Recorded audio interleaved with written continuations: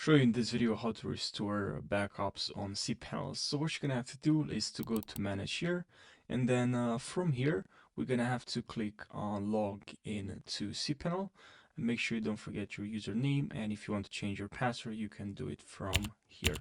So let's click on login to cPanel. Please let me log in.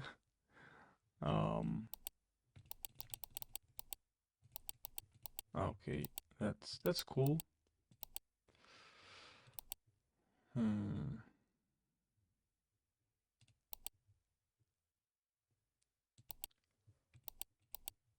Yep. So yeah, let me just pause the video and I'll sign up using a different browser. Okay, and now what we're gonna have to do, we're gonna have to go to Files, and then here in Files, let's click on jetbackup 5. Okay, now from here, what you're gonna have to do is very simple. Just click on Restore. So you're gonna have here, you're gonna see all the available backups in here, Restore and Download. You have home directory, and also we have databases name here. No backups found because I don't have any backups. So yeah, thanks for watching. If you have more questions, leave your questions down below, and I'll see you in the next video.